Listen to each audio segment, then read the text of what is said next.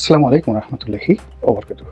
সম্মানিত দর্শক, ২০২৫ সনের জানুয়ারি মাসে এসে রাজনীতির যে কতগুলো গুণগত পরিবর্তন, এই পরিবর্তনকে আপনারা লক্ষ্য করেছেন? ২০২৪ সনের ডিসেম্বর মাসে কিংবা নভেম্বর মাসে সরকারের যে দুর্বলতাগুলো ছিল, আর ২০২৫ সনের জানুয়ারি মাসে সেই দুর্বলতাগুলো থাকা সত্ত্বেও সরকারের যে আচার আচরণে যে মৌলিক পার্থক্য, সেটা কি আপনি লক্ষ্য করেছেন? কিংবা রাজনৈতিক দলগুলোর মধ্যে এক ধরনের আত্মবিশ্বাস যেভাবে ২০২৪ সনে ছিল, সেটি জামাত, বিএনপি এবং তাদের যে সহযোগী ইসলামিক যে দলগুলো এবং অন্যান্য ছোট ছোট রাজনৈতিক দলগুলো, তো তাদের মধ্যে যে দৃঢ়তা ছিল, আত্মবিশ্বাস ছিল এবং সবাই যার যার অবস্থান থেকে সরকারকে স্কুইজ করার চেষ্টা করছিলেন। কিন্তু ২০২৫ সনে এসে সেই রাজনৈতিক দলগুলোর দৃঢ়তা দুর্বলতায় পরিণত হয়েছে। তারা হতাশ ঠিক নয়, তবে অস্থির, দৌড়দৌড়ি শুরু করেছেন। তারা অনেকেই সিদ্ধান্ত পরিবর্তন করেছেন এবং যেভাবে তারা চলার জন্য কিংবা আগামীতে প্রতিটি কাজ যেভাবে করার জন্য তারা প্রস্তুতি নিয়েছিলেন, সবকিছু কেন যেন এলোমেলো হয়ে গেছে। কয়েকটা উদাহরণ দিলেই বুঝতে পারবেন। যদি সমন্বয়কদের কথা ধরেন, প্রথম তাদের দিয়ে শুরু করি। যারা সরকারে রয়েছেন ৩ জন, তারা বারবার রাজনৈতিক দলগুলোকে উত্তেজিত করছে এবং সেই উত্তেজনার বশবর্তী হয়ে রাজনৈতিক দলগুলো আবার রেসপন্ড করছেন। ইট মিনস আপনাকে যে উত্তেজিত করতে পারে, তুলনামূলকভাবে সে ভালো অবস্থানে আছে। এখন ৩ জন তরুণ উপদেষ্টা সরকারে আছেন, তারা যে কথাই বলছেন ওটা সংবাদপত্রে লিড নিউজ হচ্ছে। যে কথাগুলো বলছেন রাজনৈতিক দলগুলো ভীষণ রকম গোসা করছে, আবার রেসপন্ড করছে, সাধারণ জনগণ পক্ষে বিপক্ষে আলোচনা করছে। ইট মিনস যে তারা খেলার জন্য রীতিমতো একটা প্রস্তুতি নিয়ে তারপরে ইচ্ছামতো বিন বাজাচ্ছেন। গেল সমন্বয়কদের সেই অংশটি। আর সমন্বয়কদের বাইরে যারা আছেন, তারা ইতিমধ্যে ২ থেকে ৩টি গ্রুপে বিভক্ত হয়ে যার যার মতো করে রাজনৈতিক দল গঠন করা, জনসংযোগ করা এবং এই কাজ করার জন্য তৃণমূল পর্যায়ে পৌঁছানোর জন্য সবার অজান্তে অনেকটা জামাতি কায়দায়, দাওয়াতি কৌশলে তারা ইতিমধ্যে অনেকগুলো জেলাতে কমিটি গঠন করে ফেলেছে। এর বাইরে এই সমন্বয়কদের বাইরে যে ছোট ছোট রাজনৈতিক দলগুলো যা আছে, সেই রাজনৈতিক দলগুলো কিংস পার্টি রূপে বা রাজার দল হিসেবে নিজেদেরকে প্রতিষ্ঠিত করার জন্য ইতিমধ্যে আত্মপ্রকাশ করে ফেলেছে। এবং ছোট দলগুলো অনেকের সঙ্গে জামাতের দীর্ঘদিনের ভালো সম্পর্ক ছিল এবং জামাত থেকে তারা সাহায্য নিতেন, সহযোগিতা নিতেন। তো মধ্যে তাদের কেউ কেউ বিএনপির কাছাকাছি যাওয়ার চেষ্টা করেছেন। আবার এখন তারা বিএনপি এবং জামাত উভয় দল বাদ দিয়ে সরকারের পক্ষে কথা বলার চেষ্টা করছেন। আবার কেউ কেউ যাদের রাজনীতির মূল হাতিয়ার ছিল ভারত বিরোধিতা, এই ডিসেম্বর পর্যন্ত। কিন্তু লক্ষ্য করবেন যে ছোট ছোট দলগুলো এখন আর সেই ভারত বিরোধিতা করছে না, তারা ভারত বন্ধু হিসেবে তারা নিজেদেরকে পরিচয় দিচ্ছে এবং তাদের কর্মকাণ্ডে সেটি যেটি বলা হয় স্পষ্ট হয়ে পড়েছে। ফলে যারা রকে গালি দিতেন, মোসাদকে গালি দিতেন, যারা ভারতের আধিপত্যবাদের বিরুদ্ধে উঁচু গলায় কথা বলতেন, তারা জানুয়ারি মাসে এসে সবাই ভারত বন্ধুতে রূপান্তরিত হয়ে গেছেন। এর বাইরে বিএনপি এবং জামাত দুটো যে রাজনৈতিক দল, সেই দুটো রাজনৈতিক দলগুলো একবার কাছে আসছে, আবার দূরে চলে যাচ্ছে। একবার শত্রুতা করছে, আবার মিত্রতা করছে বা চেষ্টা করছে। এবং এই দুটো দলই ভারতের সাথে সংঘাতে জড়াতে চাচ্ছে না, কোনো অবস্থায় তারা চাচ্ছে না। তারা চীনের সঙ্গে বন্ধুত্ব করার চেষ্টা করে চলেছে, কিন্তু তারা বুঝতে পেরেছে যে ভারতের সঙ্গে তাদের বন্ধুত্ব খুবই জরুরি। এই বিষয়গুলো নিয়ে তারা একবার ডানে যাচ্ছে, বামে যাচ্ছে, পূর্ব দিকে যাচ্ছে, পশ্চিম দিকে যাচ্ছে, এই দুটো দলই। এবং তাদের এই গত ১ মাসের যে কথাবার্তা, সেই কথাবার্তায় আপনি দেখবেন যে বহুবার তারা বহু কথা পরিবর্তন করে ফেলেছে। এরপর তাদের যে রাজনীতির যেটিকে বলা হয় পোলারাইজেশন, এটি স্থির থাকছে না। একবার বরফ তৈরি হচ্ছে, আবার বরফ ভেঙে যাচ্ছে। প্রথম দিকে জামায়াত ইসলামী যেভাবে রাজনৈতিক জোট করার চেষ্টা করেছিলেন ছোট ছোট দলদেরকে নিয়ে, তারপর জাতীয় পার্টিকে নিউট্রাল করে কিংস পার্টিদেরকে সেকেন্ড কমান্ড করে ইসলামী দলগুলোকে ফান্ডামেন্টাল তাদের বন্ধু করে তারা এগোনোর চেষ্টা করেছিলেন এবং প্রধান রাজনৈতিক শক্তি আগামী 5 বছর সরকারের সঙ্গে সেই বিভিন্ন টালবাহানা করে সময় ক্ষেপণ করে নিজেদেরকে আরও শক্তিশালী করার। কিন্তু তাদের হঠাৎ করে মনে হয়েছে যে 2025 সনের মধ্যে নির্বাচন যদি হয়ে যায় তাহলে সেক্ষেত্রে তো তারা আবার সেই 1971 সনের মতো অ্যাবান্ডেন্ট হয়ে পড়বেন। কাজেই সরকারকে সহযোগিতা করার জন্য তাদের যে প্ল্যান এ, তার সঙ্গে সঙ্গে 2025 সনে যদি নির্বাচন হয়ে যায় এই জন্য তারা প্ল্যান বি কে সামনে নিয়ে আবার কাজ করছেন।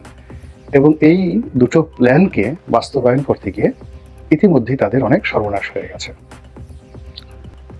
বিএনপি যেটা হচ্ছে সেটি হলো বিএনপির প্ল্যান এর বাইরে প্ল্যান বিতে যাওয়ার কোনো সুযোগ নেই। মানে তাকে 2025 সনের মধ্যেই নির্বাচন করাতে হবে, এটা বিএনপির একটা জিদ।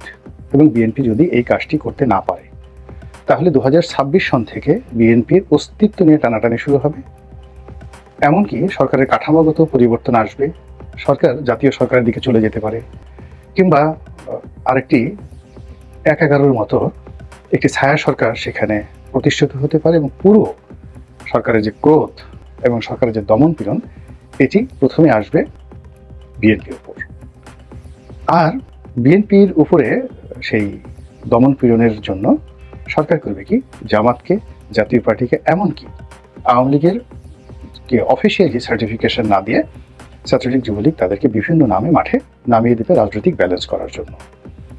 এর ফলে বিএনপি নামক যে দলটি গত প্রায় 17-18 বছর ধরে যে দুর্ভোগ দুর্দশার মধ্যে রয়েছে সেই দুর্ভোগ দুর্দশা আরো বহুগুণে বেড়ে যাবে।